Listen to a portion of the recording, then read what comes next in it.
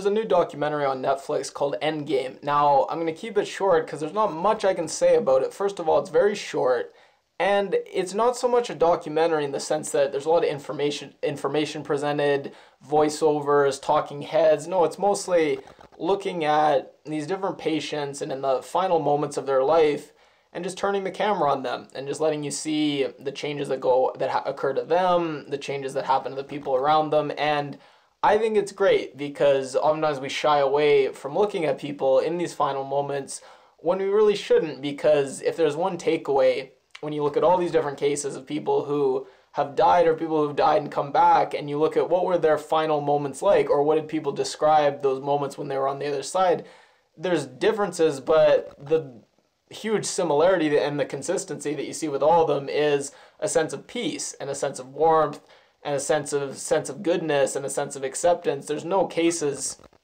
at least that I know of Heart of Darkness, the Kurtz going over to the other side, seeing the other side and saying the horror. We just don't have cases like that. So with so much fear and trepidation about death, if there's one thing that we can look at to comfort ourselves, we can say all these examples of people who've been up close and personal with countless people who've gone over and they've seen them die. It always seems like peace in those final moments and goodness, and that should be very comforting. Last other thing I want to say, I loved how they ended the documentary. We get this great little monologue about grief and loss and things ending and the beauty in that. And then we get these beautiful shots of a sunset.